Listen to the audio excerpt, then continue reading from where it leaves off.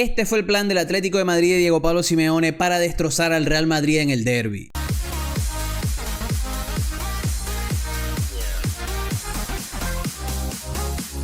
El Atlético de Madrid fue ampliamente superior al Real Madrid, en una nueva edición del derbi de dicha ciudad. No solamente por lo que se vio en el marcador, ese 5-2 lapidario, sino también por lo que fue el desarrollo del partido. Porque creo que el equipo de Diego Pablo Simeone sí logró dominar gran parte de lo que fue el encuentro con sus diferentes aspectos, y el resultado termina siendo consecuencia de ese dominio. Más allá de que obviamente hay acciones, digamos, aisladas para los goles, el penal de Julián, el tiro libre de Julián, sensacional. Creo que hay claves tácticas muy interesantes para entender cómo el equipo de Simeone dominó al de Xabi Alonso prácticamente en todo el encuentro. Lo primero que quiero destacar a nivel positivo Atlético de Madrid, y posiblemente iré haciendo incisos para hablar también un poco de los problemas del equipo merengue, es el plan de sin balón que planteó, que construyó Diego Pablo Simeone. El 4-4-2 natural del Atlético de Madrid esta temporada, sobre todo por las bajas de Baena y de Thiago Almada, que mutaba a un 5-3-2 cuando el Atlético replegaba, con Giuliano Simeone formando esa línea de 5 atrás junto a Llorente, Lenormand, Lenglet y Janko. Pero ojo, cuando presionaba también el Atlético de Madrid, que para mí esta es la base fundamental del plan defensivo, lo hacía con marcajes muy interesantes sobre los volantes del Madrid. Sabemos que la intención constante del equipo de Xabi Alonso es progresar por dentro, que sus mediocampistas tengan o se involucren constantemente para dominar y así llegar a campo rival. ¿Qué planteó Simeone? Que Nico González, Pablo Barrios y Koke trabajasen sobre 4 jugadores del Madrid. Es decir, vigilar tanto al doble pivote Tchouaméni Valverde como a los 2 laterales, Carreras, Carvajal. ¿Y cuál era el plan? El equipo, cuando basculaba, iba mutando los roles. Cuando la pelota estaba por la zona de Álvaro Carreras y de Huijsen, era Pablo Barrios el que saltaba por el lateral, mientras que Nico González y Koke referenciaban al doble pivote, obviamente apoyados por la presión también de Julián y de Sorloth. Cuando la pelota iba a la derecha, era Nico González el que saltaba por Carvajal en este caso, mientras que Pablo Barrios cerraba para acompañar a Koke contra el doble pivote. Si Pablo Barrios estaba lejos de la acción, era Julián el que descendía para apoyar a ese marcaje a Koke contra ese doble pivote. Como repito, la intención del conjunto colchonero era ensuciar esas progresiones por dentro, esa capacidad de imponer su juego desde el medio campo, para así al mismo tiempo lograr recuperaciones altas o tener más tiempo la pelota, entendiendo que el Atlético de Madrid atacó o apostó por un ataque más directo. Aquí podemos ver nuevamente el plan ya cuando el equipo replegaba, bloque cortísimo, dándole muy pocos espacios al Real Madrid. Y quiero hacer aquí uno de mis incisos. Y es que uno de los jugadores más flojos o de rendimiento más bajo en este partido, mejor dicho, fue Fede Valverde. Y es que yo creo que Fede Valverde, dentro de este contexto un poco más posicional, no está sacando su mejor versión. No estamos viendo al uruguayo rindiendo a un nivel esperado con Xabi Alonso. Y creo que va de la mano primero con su rol. Creo que estando un poco más atado, sin tanta libertad de movimiento, no vemos a ese uruguayo capaz de abarcar mucho terreno. Y a su vez, debido a que ese rol es un poquito más limitante, al mismo tiempo se le exige ser un poco más pulcro con balón. Y Valverde nunca ha destacado como un organizador. Y hay que decir que Tchouaméni, más allá de que haya mejorado un poco desde su calidad pasadora, tampoco es un organizador. Entonces, uno de los grandes problemas que está teniendo el Real Madrid en este comienzo de temporada es su falta de ritmo.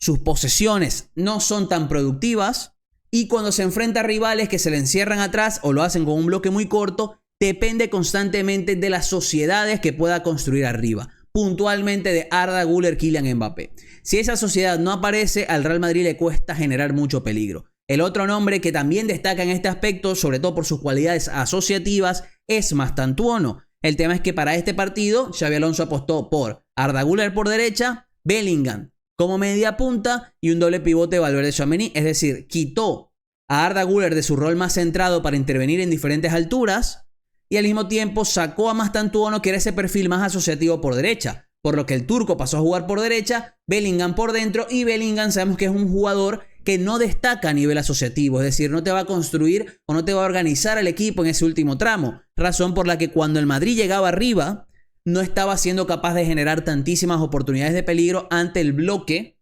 bien cerrado del equipo de Diego Pablo Simeone.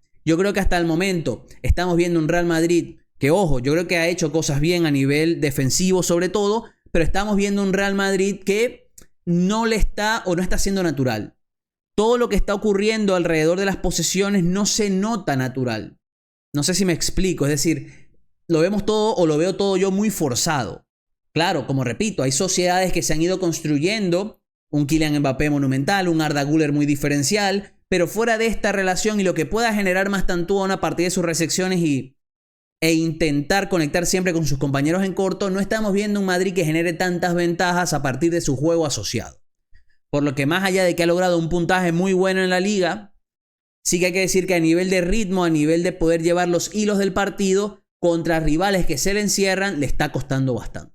Y eso fue lo que planteó el Atlético de Madrid, neutralizando en múltiples ocasiones su juego interior y al mismo tiempo esto facilitado, vamos a decirlo de una manera, por el planteamiento que utilizó Xabi Alonso. Y ahora quiero hablar un poco del plan sin balón que ejecutó el equipo de Diego Pablo Simeone, porque la intención estaba bastante clara. El Atlético de Madrid buscó constantemente el juego por las bandas, con Juliano Simeone emparejado con Carreras y Nico González con Carvajal. El equipo mutaba. Obviamente con balón el equipo ya regresaba a ese 4-4-2 con esos dos futbolistas en banda contra los laterales del Real Madrid y a su vez con constantes apoyos de Janko y de Llorente. Llorente sobre todo siendo un perfil muy interesante porque podía aparecer por fuera como puede aparecer por dentro, condicionando obviamente a Vinicius, que sabemos que no es un jugador que desciende constantemente para ayudar al lateral.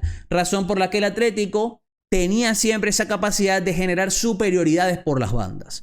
Y ahí vimos en varias ocasiones cómo lograban encontrar a un receptor que terminaba siendo centrador con una situación o en una situación bastante ventajosa para lanzar el centro. Por eso ganó mucho ese poderío de Sorloth dentro del área, que para mí es otra clave importante. El 4-4-2 que planteó Diego Pablo Simeone nos ayudó no solamente a ver a un Sorloth dominante contra Huijsen y Militao, sobre todo cuando se emparejaba con Huijsen. Si veíamos en muchas ocasiones la intención de Sorloth era ir con Huijsen porque más allá de que es un central con muy buenas condiciones, no es dominante en el juego aéreo. Por lo que Sorloth se emparejaba por este lado con Huijsen y también contra Carreras. Ahí siempre logrando imponerse por su muy buena lectura de los espacios y su capacidad para atacar la pelota cuando es centrada. Agregando el matiz de que los dos españoles no son jugadores que destaquen a la hora de medir los centros. Razón por la que cada vez que el Atlético lograba lanzar un centro, el Atlético era capaz de llevar peligro. No solamente con jugada de movimiento, sino también con la pelota parada. Y otro matiz que para mí es clave también es que la presencia de Sorloth como referencia nos ayuda a ver un Julián con libertad. Un Julián que iba moviéndose por muchos sectores de la cancha para generar sociedades, para ir imponiéndose en duelos, para ir generando ventajas. Así el Atlético, como dije, lograba generar esa superioridad por fuera para al mismo tiempo poder conectar con Sorloth dentro del área. Como digo, hay muchos matices. Obviamente el Atlético también buscó constantemente juego en largo con Sorloth para atacar esa espalda de la defensa. En muchas ocasiones también buscaba conectar con Barrios y Koke por el carril central para ir hundiendo un poco más al Real Madrid en los momentos en que se podía tener o que podían tener la pelota con un poco más de tiempo, con más tiempo de posesión. Pero creo que la base fundamental del plan de Simeone venía de la mano con esa superioridad por fuera, con Janko y Llorente llegando para apoyar a Nico y Simeone, que ambos se impusieron muy bien a los dos laterales del Madrid, que firmaron partidos bastante flojos, y al mismo tiempo con un Julián con plena libertad.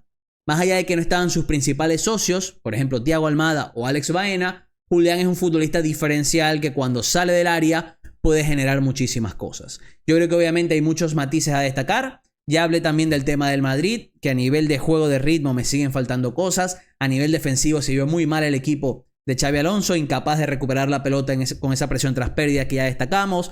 Tampoco siendo tan punzante en esa presión alta, razón por la que el Atlético cuando iba en largo lograba conectar con sus atacantes. Por lo que vimos una versión muy desdibujada del Real Madrid, pero creo que viene de la mano con que se enfrentó a un equipo que, más allá de las críticas, más allá de que nunca gana nada, todas esas cosas que dice la gente, es un gran equipo con muy buenos jugadores y con un gran entrenador que es capaz de plantearle estos partidos a los grandes. Igual quiero leerte en comentarios, ¿por qué crees que el Atlético de Madrid superó ampliamente al Real Madrid? ¿Quién te pareció el mejor jugador del partido? ¿Y qué le pasó al equipo de Xabi Alonso en esta su primera derrota de la temporada post-mundial de clubes?